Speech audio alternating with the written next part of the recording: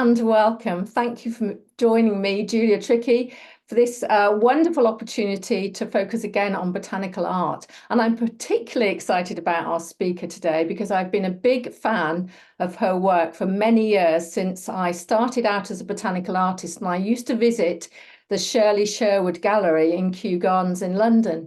So Susannah Blaxill has, I think, 13 paintings in the Shirley Sherwood collection. As well as in collections all around the world. And she is very often, as you will see, working to commission. But I know she is also very well loved as a teacher.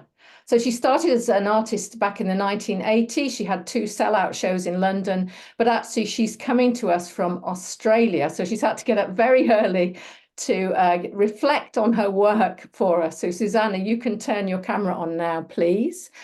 So you're going to see how Susannah makes what I would call relatively ordinary subjects extraordinary, which is fantastic. So if you have any questions during the presentation, do put them in the Q&A box and we'll get through as many as we can at the end. So thank you for being here, Susannah, particularly, like I say, for getting up early.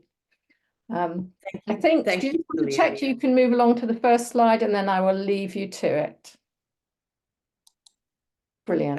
Okay. Thank you very much. Thank you. Well, I should say good evening, everybody, but it's very early in the morning here. I thought I would just start straight away with the materials that I use. Some of them might be different to what you're using yourselves. I'll start on the left-hand side and go around.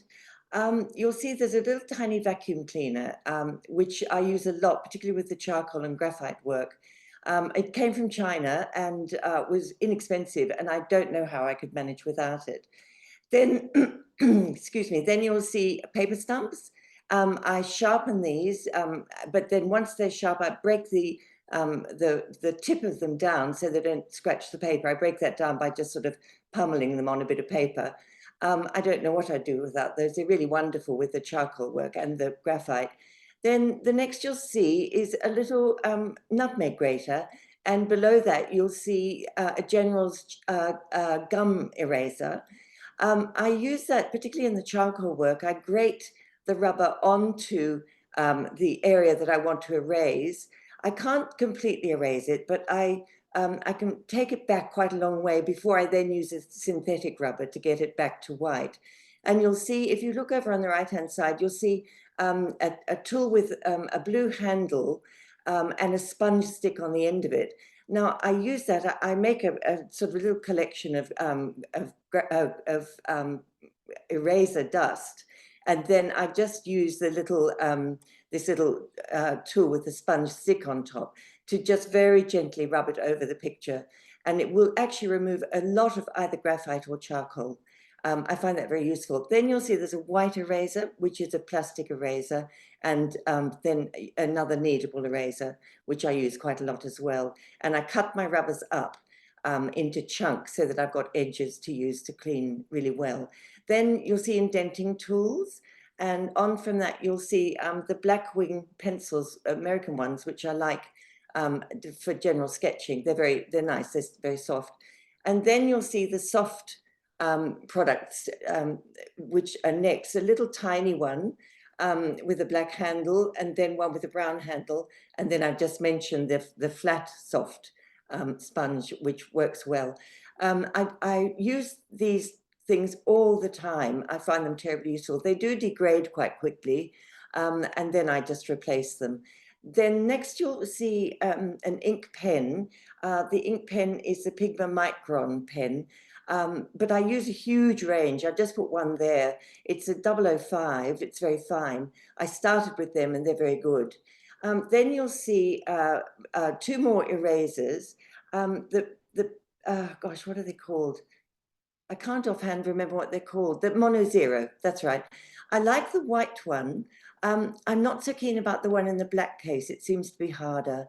But again, I sharpen those to a point so that I can get into areas very easily.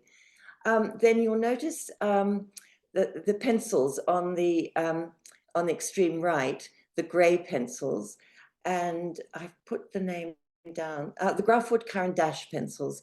Now, I like them very much indeed. They're very soft. They're very creamy and buttery to work with. I sharpen them, I sharpen them so I get a good point with them. And they're lovely pencils, but they are softer. The next pencils you'll see are the Faber-Castell 9000. Now, if I didn't have another pencil, that's what I would use. They're really, really good pencils. And then the next ones, I haven't written down what they are. I'm so sorry, but I'll come back to that when I remember what they are. They're quite soft, and they're a good pencil, but I've only just started using them. I'm sorry, I will come back once I've worked out what they're called. And then you can see the charcoal pencils, General's charcoal pencils, which I use. I've tried so many charcoal pencils, but these ones are the best, and I think they're terrific, and they're not so expensive. Then the next slide, I'll just go to the next slide, which are my paints. We'll just do the little palettes first. I buy these, they're made by a company here in Australia called Maxwell Williams. They're very, very flat bottom and a very sharp side. I like them so much. I like them so much better than a plate. And I have probably about, going at once, I might have up to about 10 of them going. No, sorry, maybe 5 or 6 going at once. So I've got lots of areas to mix in. Then the brushes, the black with the black handles, those, I started with them and I've not found anything that's as good as these. I really absolutely love them. They're the Da Vinci Maestro Series 11. And if you're interested in them, don't be persuaded by somebody in a shop to buy you Series 10, which is stumpier. These ones have a long head to them and they're very good. I've used them always and I haven't ever changed. They're expensive, but they're definitely worth paying for. Then I've got these little eradicator brushes, which Billy Scholl makes. They're very good indeed. But again, you've got to be very careful how you use them. You want to keep that chisel end to them.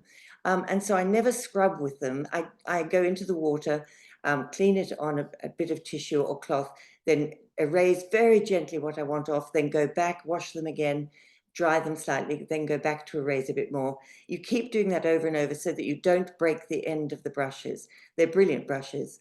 And then you can see my palette, which has got a huge number of colors in it. I've just reduced my colors to about 20, but when I took this photograph, I photographed the box that I used, and they're in a plastic box with a cover. Oh, you can see the cover, sorry. And I write the names of the paints on them. I actually forget the names. I just know the colors. So that's why I have to write the names down, because people do ask me what I'm using. And then you'll see on the extreme left, you'll see a white and a black gouache.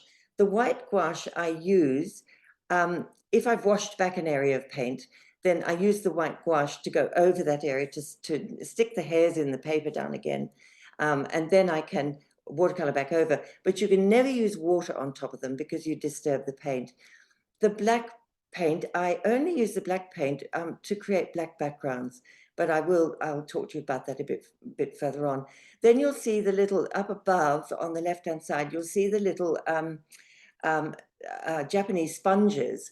Now these, I've put them in here because I need to warn you about them. They're very lethal. They'll damage the paper extremely quickly. So I only use them if I've dropped paint on a white area outside the painting that I need to get rid of. They're really lethal. They'll damage your paper very, very easily. So just take care when you use them. But I do have them in my box. Now the next slide is just a page really for you to look at of the products that I use. It's not extensive, but it is the basics. So you might find that useful. Now, I'll start straight in with the slides. I painted a while ago this tree, which is really, the ginkgo tree really is one of the oldest trees that we have, and very beautiful. I never wanted to paint it because I thought I'd find the little blue tops to the fruit too difficult, the bloom. I'm always a bit daunted by bloom. I'm not sure that I always get it right. But I had a commission, so I really couldn't say no. So I went ahead and painted them. Now, you'll notice on the leaves, what's important about the leaves is the way they're painted and the color of the light. You'll notice with a lot of them, although they're a blue leaf, I do incorporate quite a lot of yellow, but I separate it from the blue so that you do get yellow in places, or green yellow, and then you'll get a blue green in other places. I find it incredibly important to change my colors over the surface of a painting. So we'll go on to the next one. Now I didn't realize this was going to be an important painting, excuse me, from the point of view of teaching, but it is, because it demonstrates exactly how I use color. If you look at the bottom bean on the right-hand side, you'll see that it's actually purple only on the tip of it as it heads towards the right-hand side of the paper. If you look at it carefully, you'll see that there's a lot of red in it going towards the tie that I've used. You'll see there's a lot of red, there's yellow, and then there's really a black, a sort of blue-black. And that's very different there to the tip of the bean, which you'll see is actually the purple color of the bean. The underneath, the very underneath bit, you'll see is quite gray, but with light on it, a light gray, as it heads towards the tie, and then you'll see more yellow in it again. Now, if we go over to the other side of that tie, still on the bottom bean, you'll see again, I've played with the colors, and there's almost a green in the reflected light at the bottom of the bean. Then if you come out the other end of that bean, you'll see that I've actually painted it true bean color, which is that sort of reddy purple. But the reflected light on the right-hand side is quite yellow, and the light on the other side is quite blue. So I play with colors all the time because I think it makes things more real. I think it's what actually happens, although you can see that the color of the bean isn't really the color I've painted it. It's probably more like coming out towards the left-hand side, halfway up on the collection of beans here. And the greens are similar as well. I've changed the colors a lot. You'll see the bean on the left-hand side, which heads down towards the bottom. You'll see the two colors are different on either side. I've got quite a green on the bottom side, but quite a yellow on the top side of that bean. And if you look at the bean further up on the left-hand side, heading towards the left, you'll see that's actually a very strong green, but not a bright green, but it's just much stronger. So that's actually how I analyze things and how I paint. So I think that you can see the change in colors over the whole painting. We'll go on to the next slide, which is a turnip. I painted this very early on, but it's always been a bit of a favorite because of the way I composed it, which was an accident really, but it's actually made me keen to create compositions that are different. And the weight of this, of course, is up on the left-hand side, but somehow balanced by the root that comes down.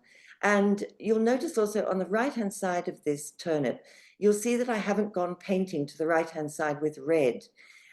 I often have students who continue to get the shadow, they continue with the color that they've used in the darker part of the painting. But for me, it doesn't really work. I want to tone it down considerably and change the color.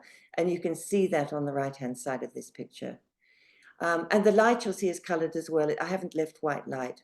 So that's important. I tend not to.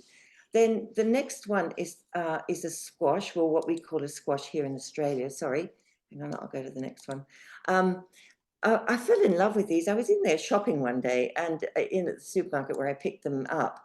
And I just fell in love with them and brought them home to paint them. I had to paint them quite quickly because I very shortly was to have our first child. So I had to get them finished before I got to that because I knew there'd be a long gap after that. And again, you'll see all the different colors, which I just found so beautiful. Now, the next painting is a tree waratah. This was actually quite a big painting. Now, I think the most important part of this painting is for you to look down to the left corner, and it's a good illustration really of how I do colors. I'm not keen to paint the same color over every leaf, and you'll see at the bottom, you'll see the top leaf on that bottom section, you'll see it's quite a yellow, but I've painted the bottom yellow and the other side blue. And you'll see this repeatedly over this section. And you'll also see the underlying leaf color is a really quite a washed out blue. And then the bottom leaves, there's quite a lot of that washed out blue in them. So over that section of leaves, there's what, 4, 5, 6, 7 leaves on the left-hand side. You'll see that there's a big range of color. I teach people to do this because I think it makes their work much more interesting. And that was quite a big painting. So we'll go on to the next one. Now, this is the anemone, which I love painting them. They give me a lot of pleasure to paint. I've put the whole composition in for you so you can see that it was very heavy at the top. But I, I don't mind that at all. I like this blank space on the bottom. I'm going to go to the next slide so you can see it in detail. Now, let's just look at the left-hand leaf heading off towards the left. You'll see the top of that leaf, I haven't painted green at all. I've actually painted it more, the colors that you can see in the flower. And as we go towards the bottom of that first leaf, you'll see I've changed the color again to a yellowy green. And then if you come down a bit further to the leaf that goes off on the bottom on the left, you can see all the change of colors that I've put in there. And the very bottom of that leaf is quite green. It's a very yellow green. But you'll see as it heads towards the center where it meets the stalk, you'll see again there's a lot of blue-green. And I've put the purple in because that's actually what happens to those leaves. Then the next leaf that actually heads, that's cut off, you'll see that's a different green again to the one beside it heading towards the left. So all those things are important, I think, to make the painting work and to make it actually more realistic. You'll see the petals also change a lot in color. The shadow colors, as it comes down towards the center, you'll see that that changes all around the painting. I haven't kept it the same all the way around. I want the paintings to be interesting, and I think that's, well, that's the way I've managed to show it.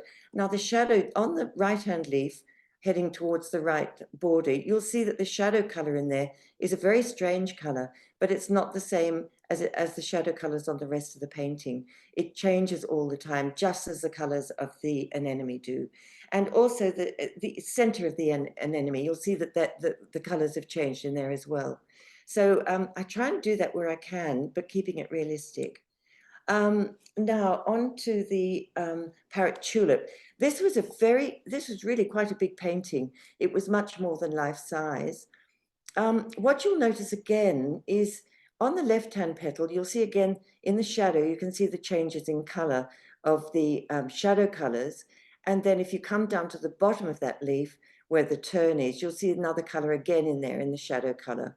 You can see this again on the right-hand side on the petal that's partly hidden, where there's not a lot of red in it. And you'll see, again, I've changed the shadow colors. So I do this pretty much everywhere, I think, but make it hang together. It's got to be cohesive.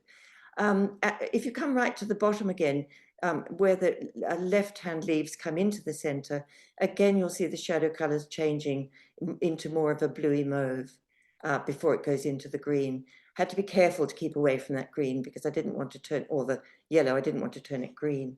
So we'll go on to the next slide, which is the flowering gum.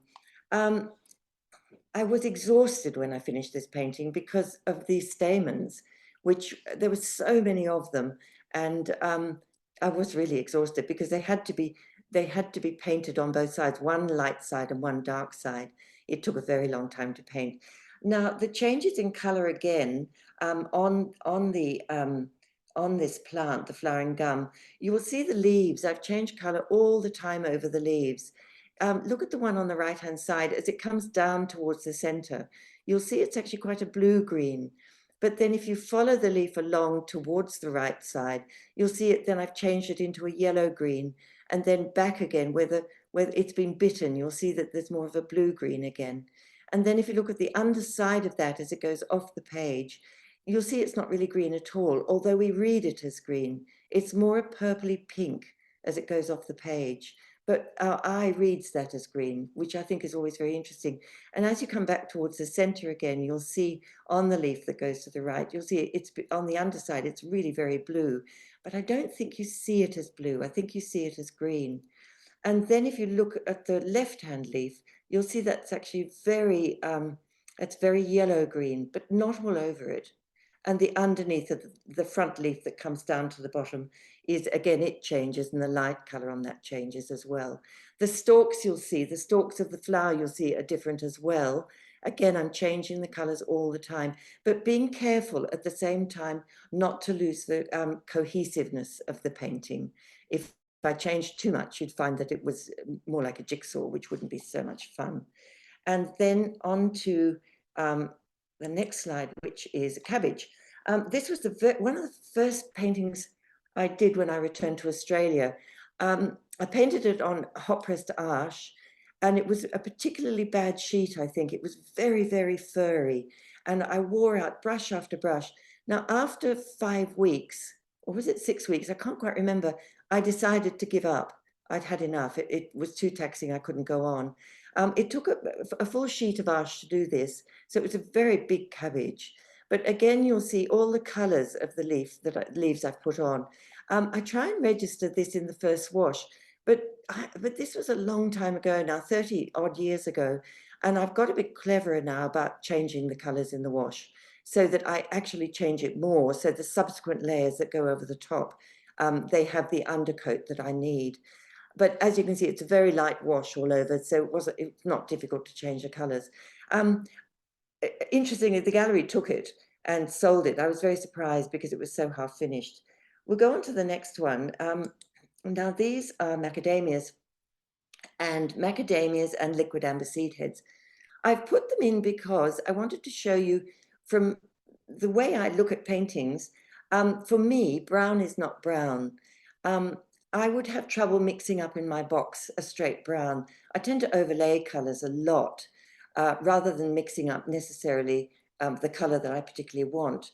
I get it often better if I overlay colours, and I've done this all the way through the macadamias. You'll see on the left-hand one, you'll see the reflected light area and the light area on the top. You'll see that's a very, very different colour to what I've painted on the left-hand side of that shell, which has become quite yellow. And if you go into the center, into the inside, you'll see there's a very strange sort of pale brown color. Then if you come to the right-hand side of that macadamia, you'll see I've put a lot more red into it. So it's a very different color to the other side of the macadamia, which is more yellow. Then go to the center macadamia. At the top, you'll see there's a very, almost a purple blue light.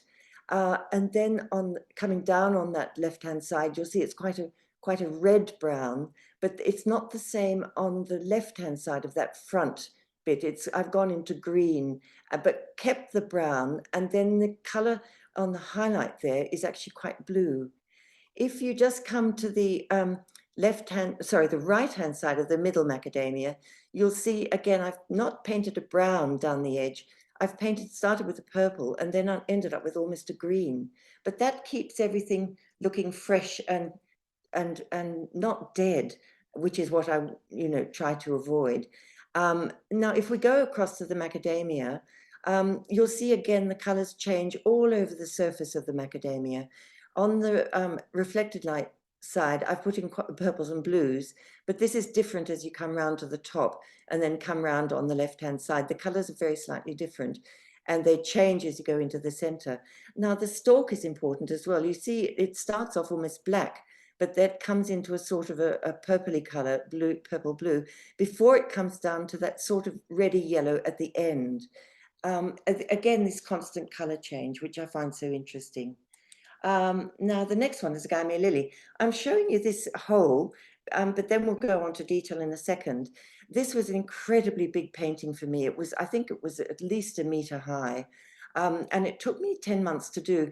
I didn't work on it consistently for 10 months, but in the last 4 months, I was very consistent with it.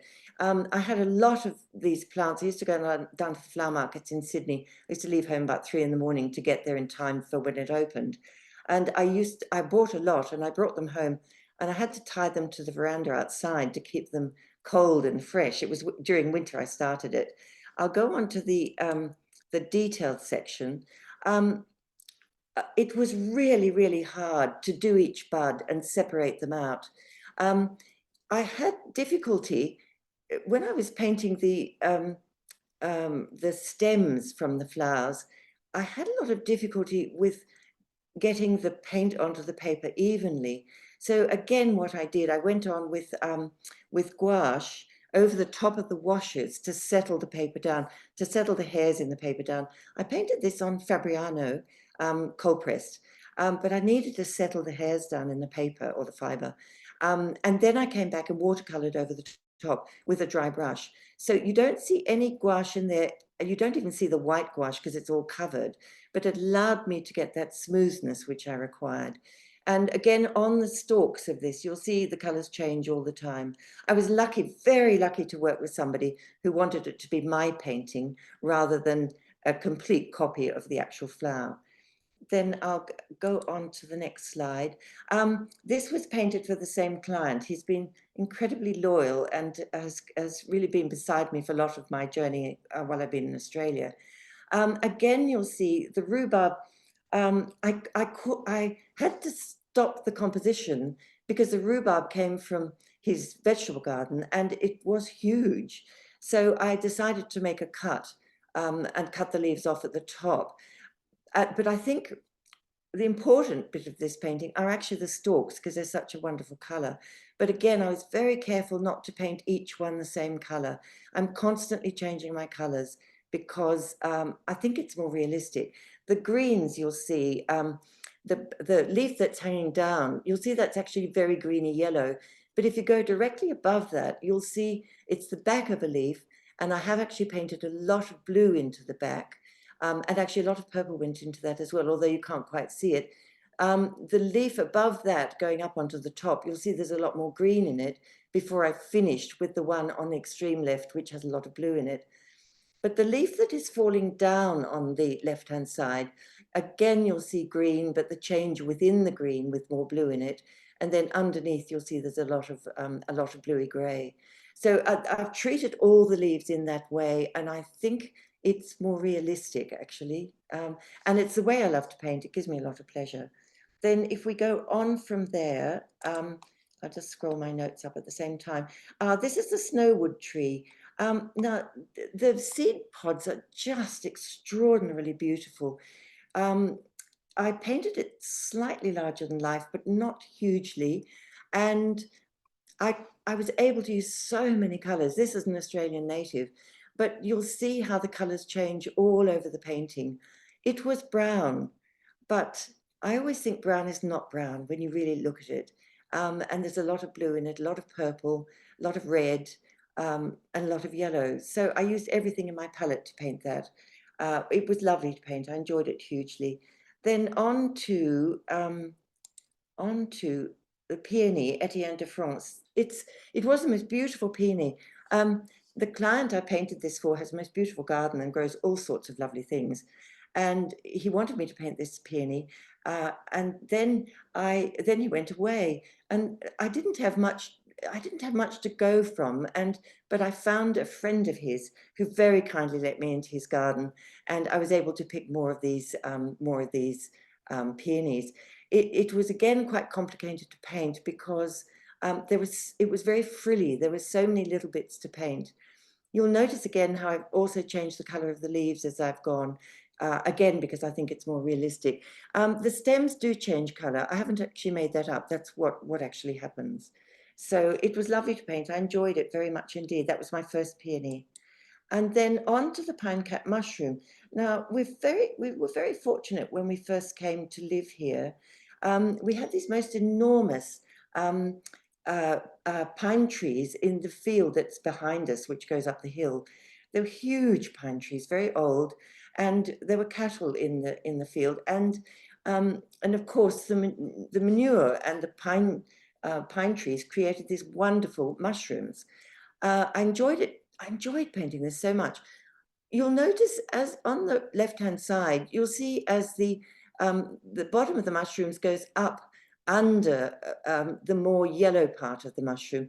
And you'll see I've changed the color to purple because the light was different. So I always try to do that wherever I see it. And also it's set against the very yellow of the gills as they come out towards the left. So it was a complete change, and I like that. I think it's fun to do that. And you'll see on the right-hand side as well, you'll see I used quite a lot of purple on the right-hand side, again, to show difference in the light. And up at the top, on the top of this mushroom, you see I've hardly painted it.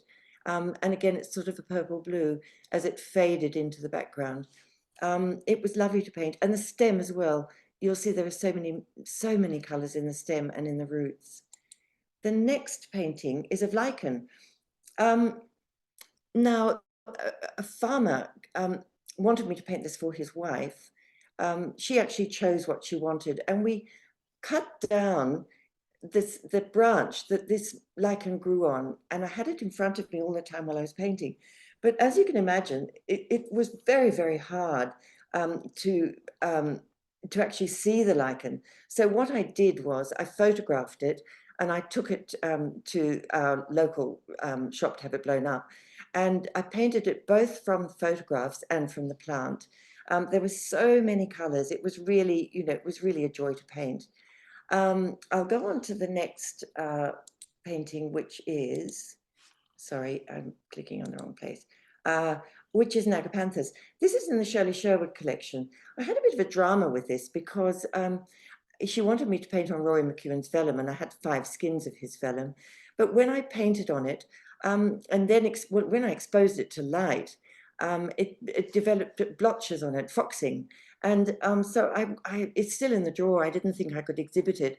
But when I actually went to Kew and saw his paintings, they do have a lot of foxing on them. So I suspect it was just what happened to all his vellum.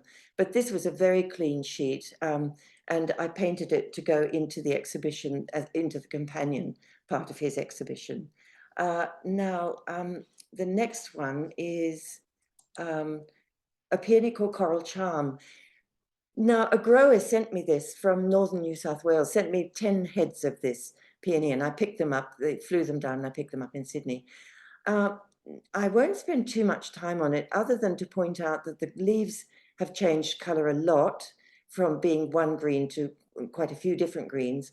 And if you look at the petals, just for ease, look at the petals on the left-hand top, you'll see that they've changed, the colors have changed all over, again, constantly changing the colors, excuse me, so that I can make a flower that's actually alive, and I enjoy doing that.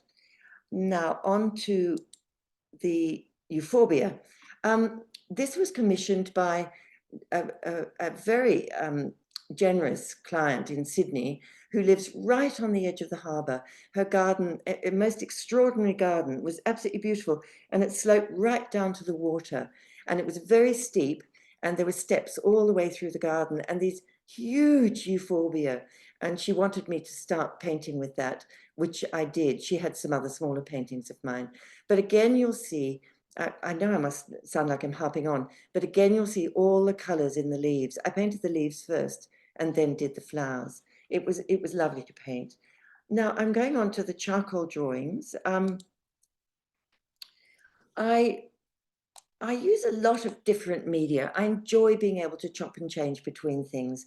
This was a Banksia seed head, and it was just so dramatic, and I loved all the strange bits that were growing in the middle, and also making these the little faces of the Banksia really very dark and also very light. I used a rubber quite a lot for the little hairy bits that you can see, but you can't rub a lot on charcoal because it actually ruins the paper. Now I'll go on to the next one, the black bean seed pods. I picked these up in Sydney. I was, at the time I was gallery hopping, going to different exhibitions, and I parked the car under one of these black bean seed trees, or black bean trees, and I picked them up and initially drew them in graphite. And then I thought they'd really make a really good charcoal drawing. So I painted them. It was about 1 meter high, this painting. And I did enjoy it. It was really fun to do. It took me probably about, 4 to 5 weeks, I think. So charcoal is it's not fast. Now I've put this in because I wanted to show the paperiness of the skin. I wasn't sure if I could do it. So I drew it all. I actually hung it because the leaves, the paperiness, sorry, not the leaves, was hanging actually off this onion. And so I pierced the onion itself, and I attached it to something in the studio so I could actually draw it like this. And it was fun. It was really lovely to do, to be able to show that paperiness. And of course, the top of the onion is very, it was very strong. So it was a lovely subject. The next one is a white magnolia. Now, sorry, not a white magnolia, white orchids. This was very big drawing. It was 1.5 meters across, and the client wanted it to hang behind a sofa, so it had to be 1.5 meters. And actually, I don't think I could go any bigger on this. I did it on museum board, and I put the charcoal on very carefully because I put the charcoal on with a brush. It had to be very gently done. And then, of course, in the dark places, you know, I had to have great strength of charcoal. It was a great commission. I really loved doing it. Now, the white magnolia is next. Now, this was also a commission. This was huge. And it took me a while. We've got magnolias in the garden, big trees in the garden. And I spent a lot of time. It took me 2 weeks to find the right flower because they go over very fast. You know, they go sort of yellow and brown very fast. I had to photograph it because I needed to have a record of it. And then to get it into a large size, again, I went to the photocopy shop and I got them to expand my drawing to this size. And then I glued all the bits of paper together. But the client was happy and it hung over the fireplace, but it was a giant of a drawing.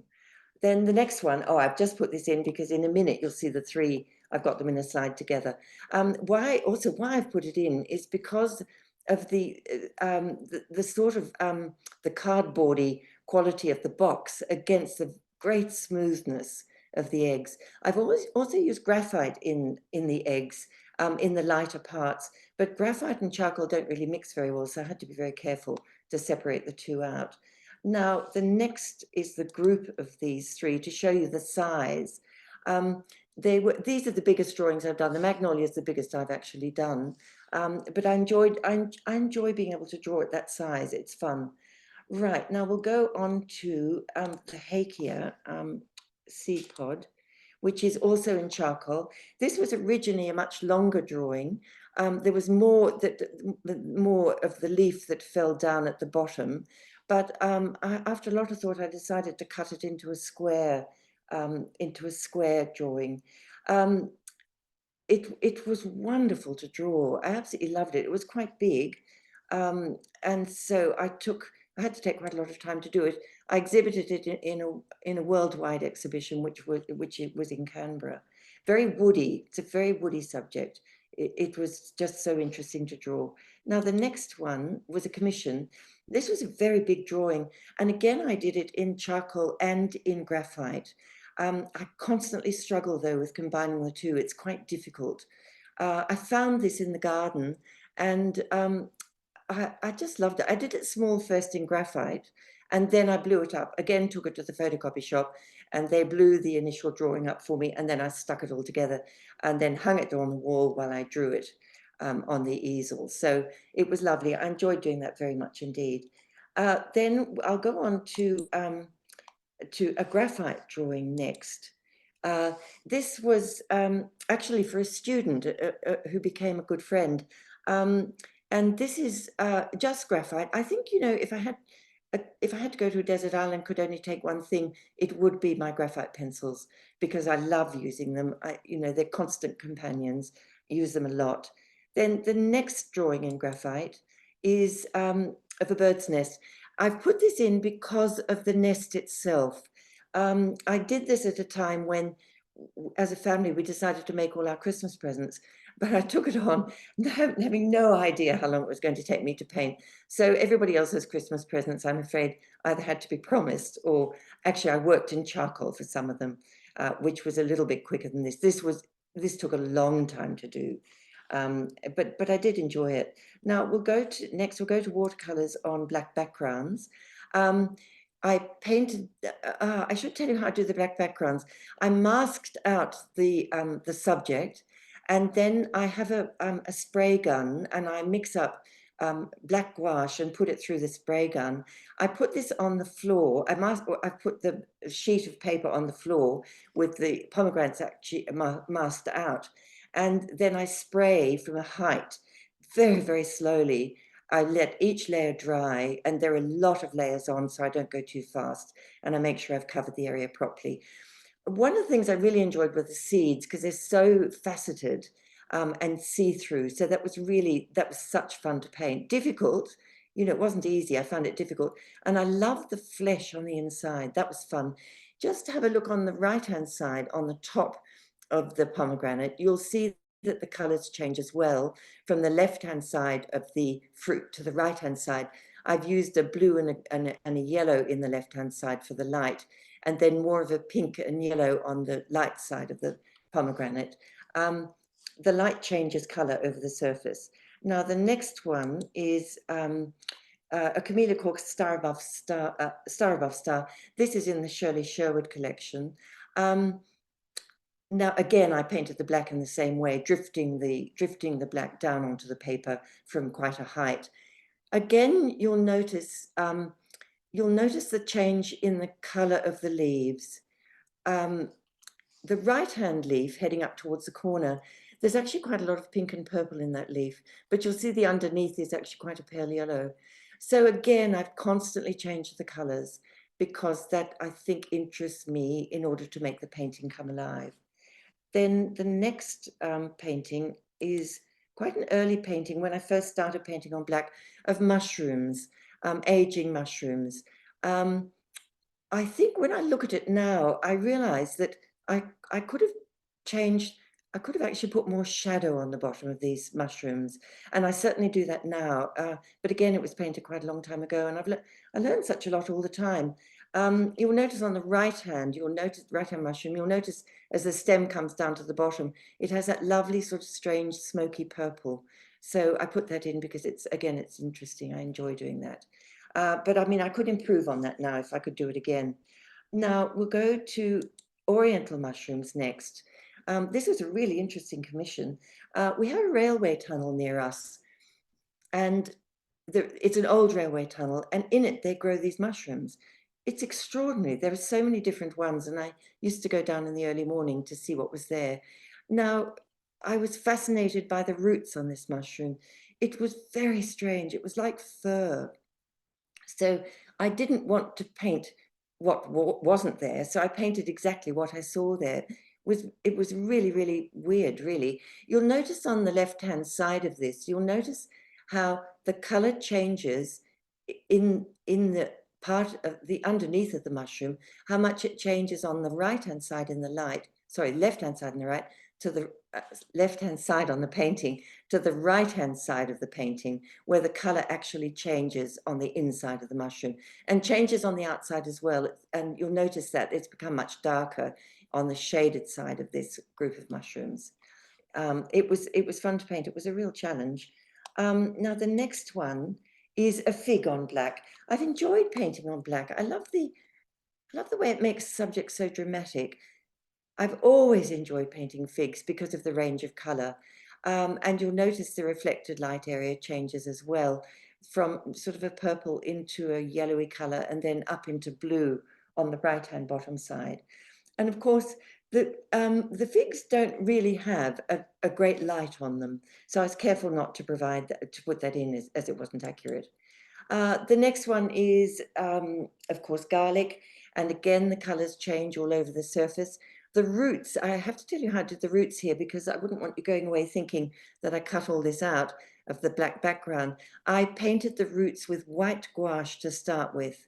And then I very carefully watercolored back over the roots so that you can't actually tell that I've used white gouache. I never want it to be obvious if I've used it. I want it always to be hidden.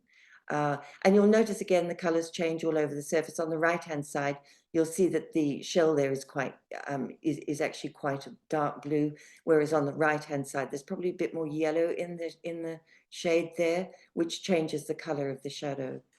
Right, we'll move along to a Brussels sprout, which of course is very ordinary, but it's so interesting. I was going to take this out, but I left it in after having talked to Julia about it.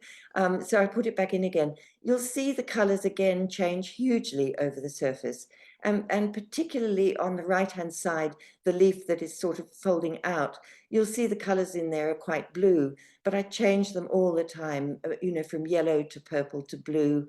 I enjoy that so much. It gives me a lot of room to maneuver. And on the right-hand leaf, you'll see coming out quite a different color to the left hand. and I think I get, you know, I enjoy that. I think it's fun.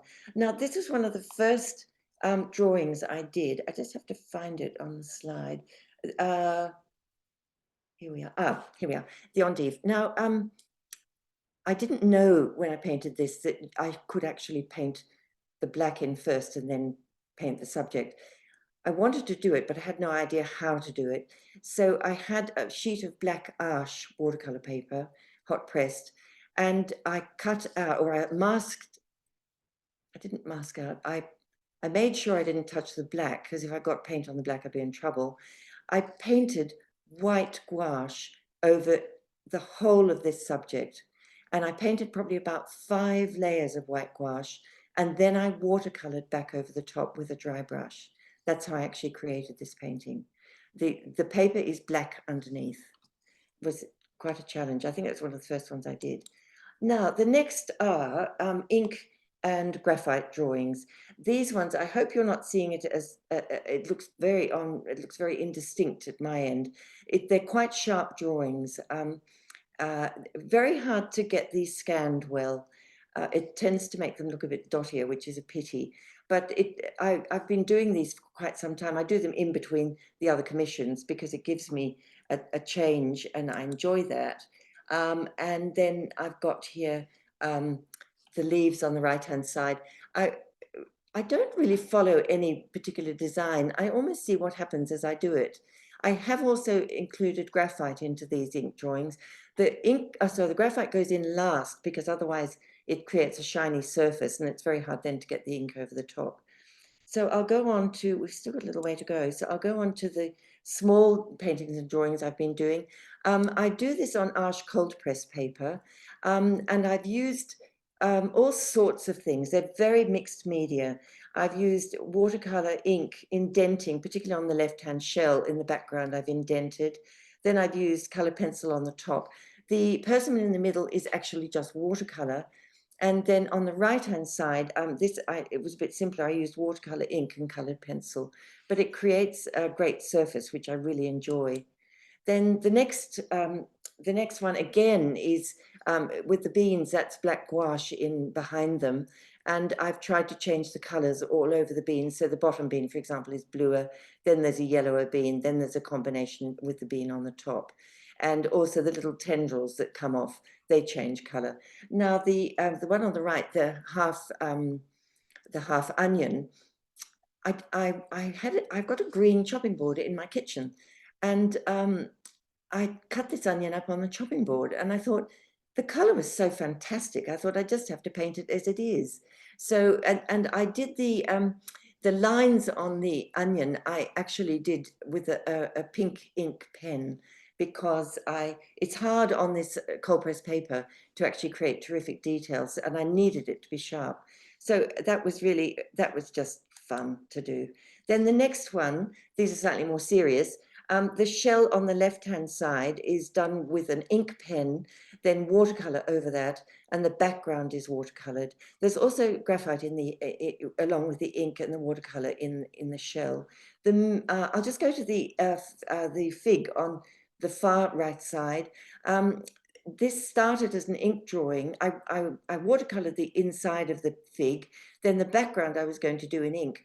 But I just wanted to move along a bit faster because the ink is actually very slow for the background. And so I watercolored the background. So that is really ink and watercolor. Now the middle, the fig in the middle, mushroom in the middle, I drew that with ink and graphite pencil. And then I thought, what am I going to do in the background? These are very experimental. And I thought what I would do is do an ink background, which I started, you can see on the left-hand side where I started, and the right-hand side. And then I thought, oh gosh, now I really need to move along a bit. So then I did watercolor. It was much redder than I imagined it was going to be, but I changed the watercolor all the way around.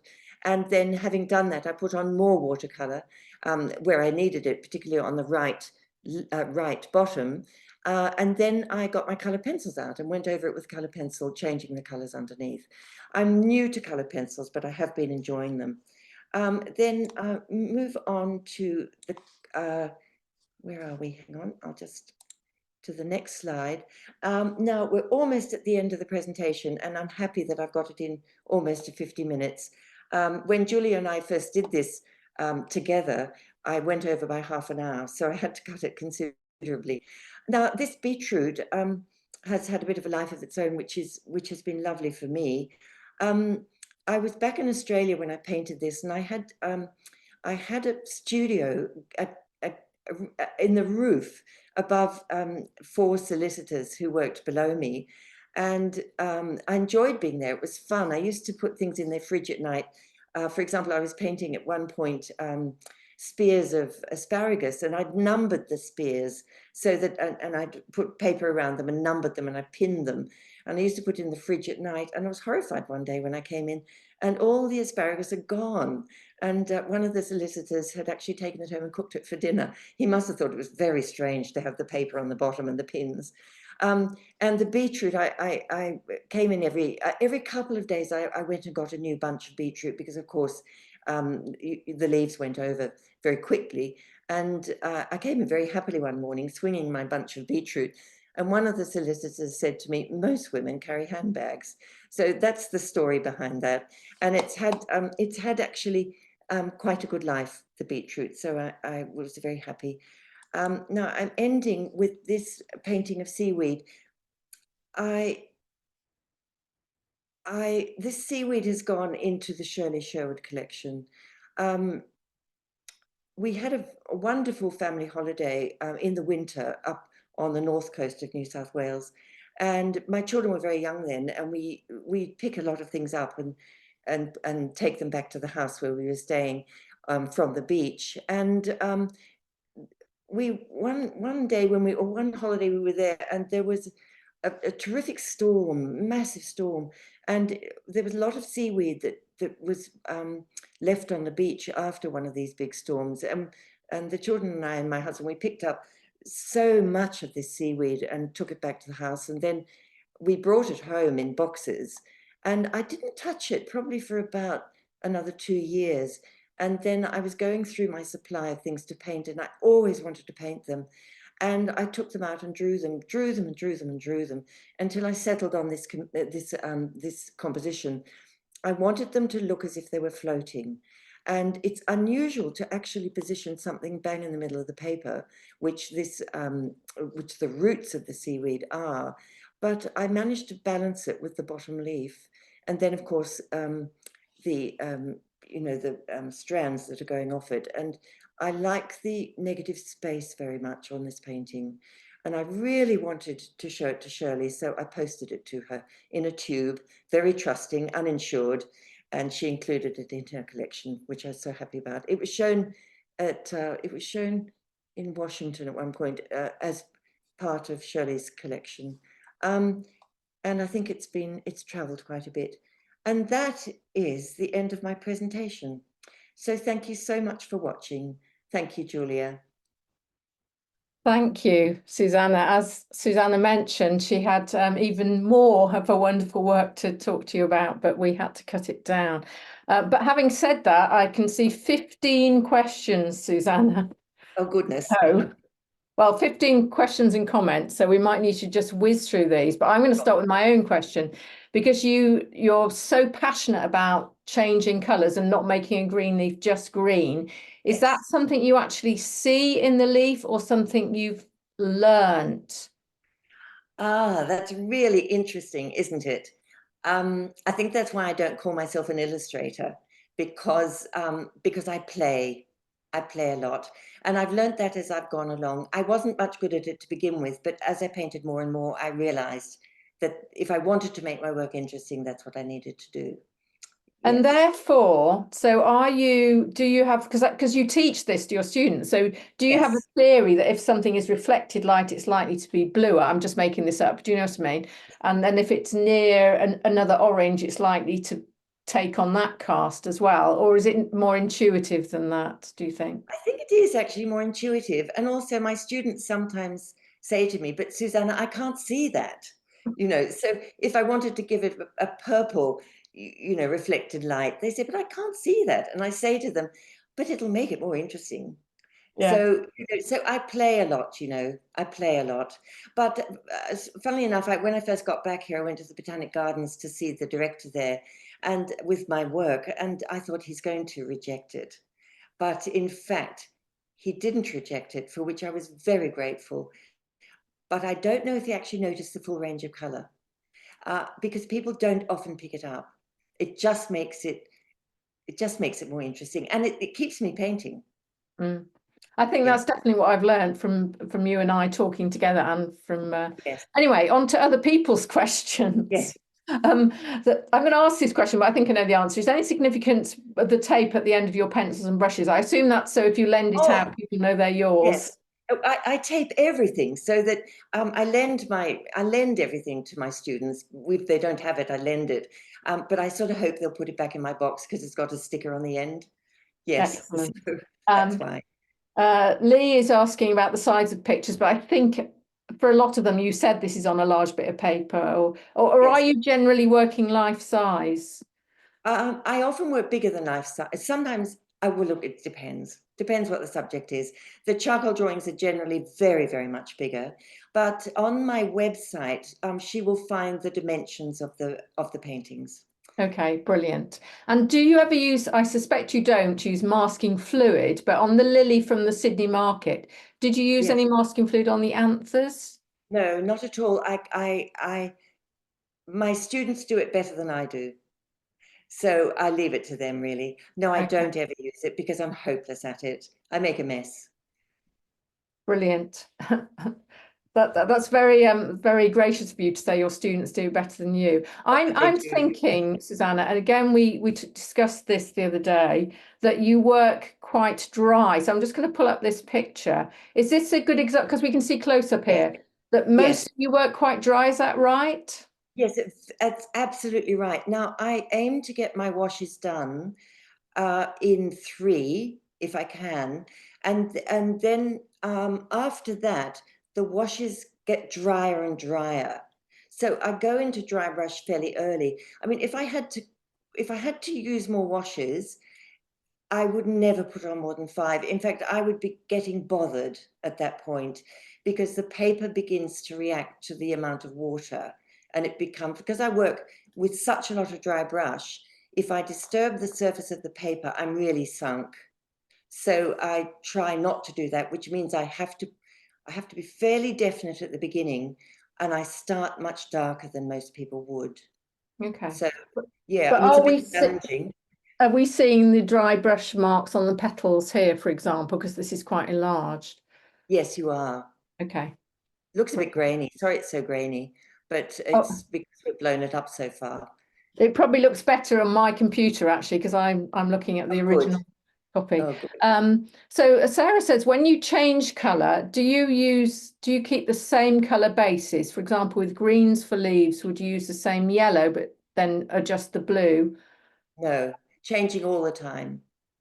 Yeah, Okay, so changing. you wouldn't. And in fact, you can see that on the anemone, on the left-hand petal, what is it, leaf. You can see how much I've changed on that left-hand side. Now, people are quite interested in this, but it could also be considered a criticism because I'm not following the plant absolutely exactly. And that's, I think, because I'm not an illustrator, I'm a painter. Does that make sense?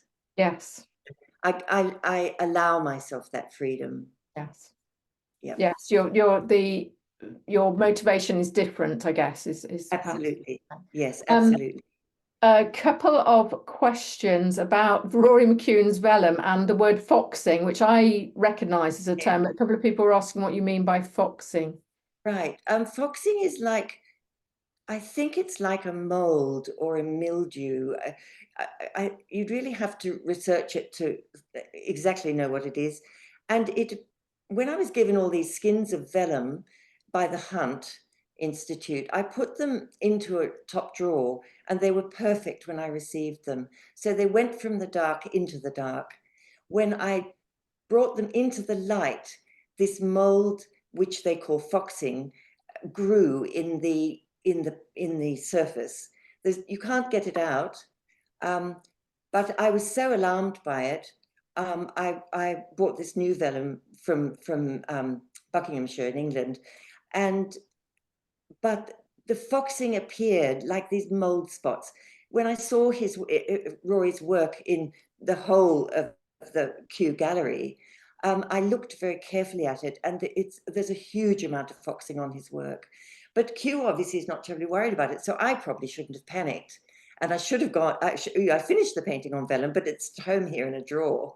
And I got this pure, beautiful vellum from Buckinghamshire, so which had no foxing on it. Yep. Fair enough. So we've got some questions about charcoal, and we are going to go over the hour. From my point of view, that's fine. So we'll carry on. So I'm going to go back to the equipment page because that might be useful just in case. Right. So Catherine Tyrrell is asking, do you use charcoal dust or sticks or pencils? And then someone else is asking, do you apply charcoal with a brush using the dust? Right. I always start with dust, and what I've been doing lately is getting sticks of something called, I think it's called, is it Watercolor, I think. I've got a box of sticks of that, and I grate them on I've got a round grater thing, and I put that over a bowl. I sit it over a bowl, and I grate the charcoal on top of that, and all the dust falls into the bowl underneath. I then use brushes. I've got a set of brushes which are much rougher. I never use sable brushes. It's hopeless because they are too soft.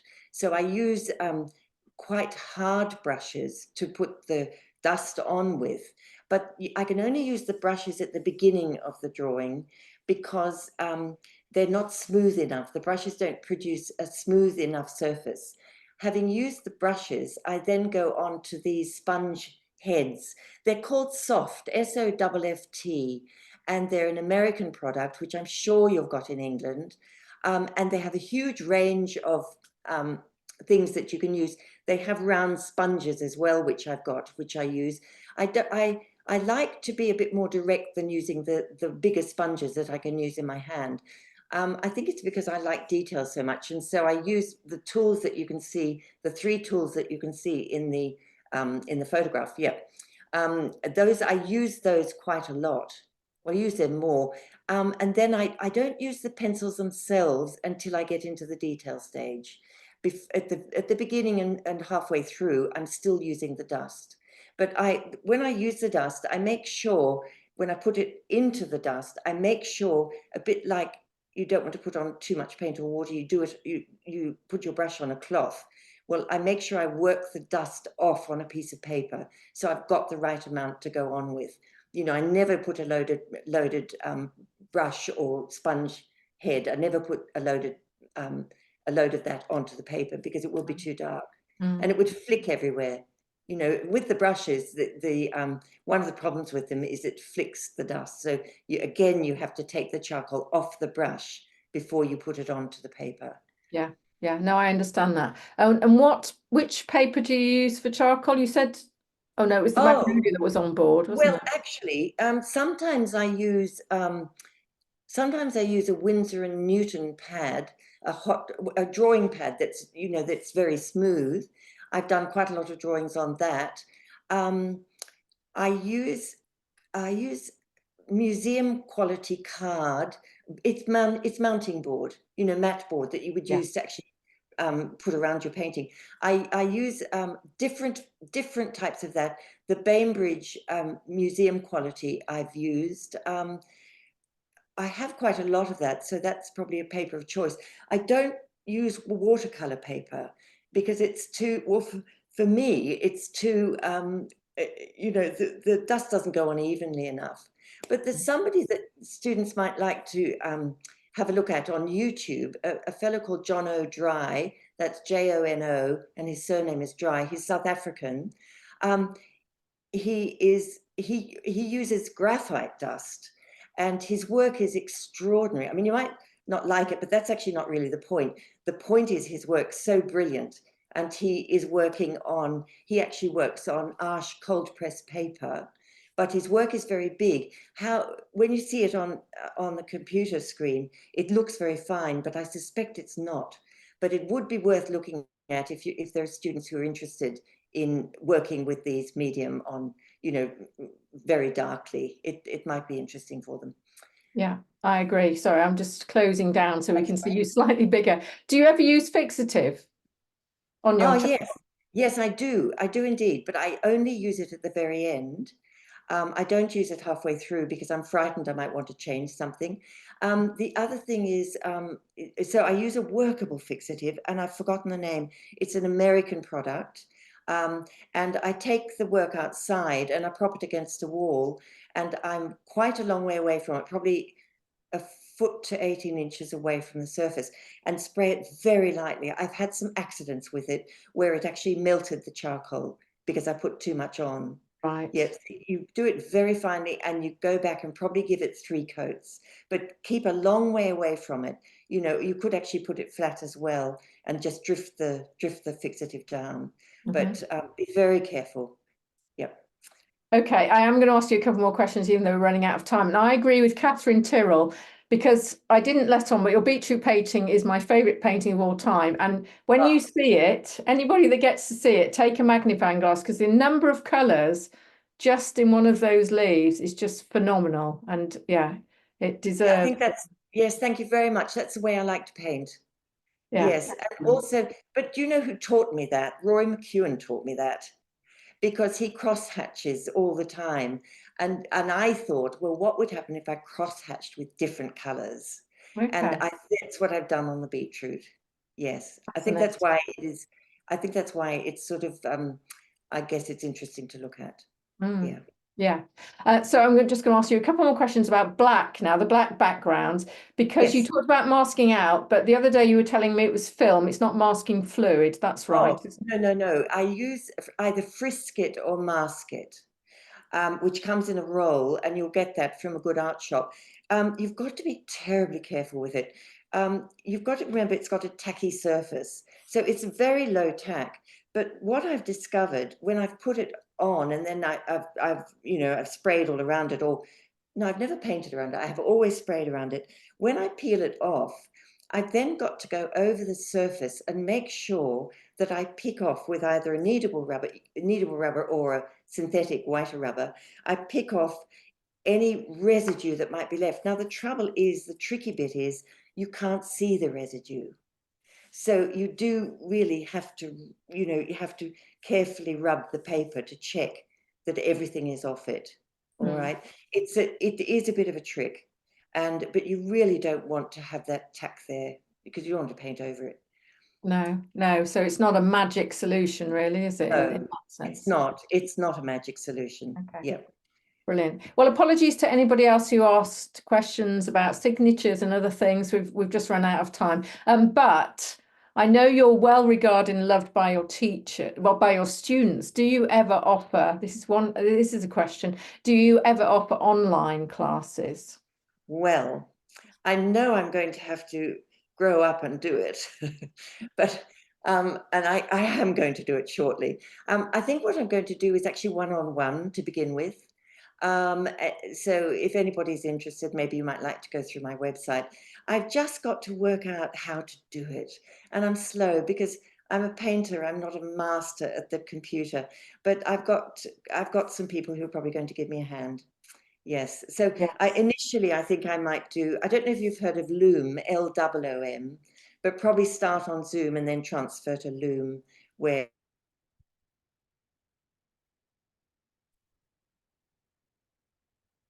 Okay, well, it looks as if Susannah's frozen, I'm afraid, but oh, and you have, oh, is that better? yes, you've Yes. returned. But anyway, Oh, we're at right, the end. I think the computer's saying we've run over time. So right. so thank you very much, Susannah. That was fascinating. Like I say, I was really thrilled that you said yes, even though you had to get up very early. And like you say, you're not you don't love the technical side of things, but you do love painting. So Thank you. Thank you, Julia. Thank you. fantastic. Okay, well, so thank you to everybody who has joined us this afternoon, this morning, this evening. Whether you're watching the live or watching the recording, I hope you've really appreciated getting to know Susannah's work and a bit about her passion for colours. Do put any comments in the Q&A box and I can pass those on to Susannah if you've enjoyed her presentation. Otherwise, I'm just going to leave you with details of what's coming next when we get to meet another artist behind the art, and we're actually going to be having a botany focus. So thank you for being with me, and hopefully we will see you next time.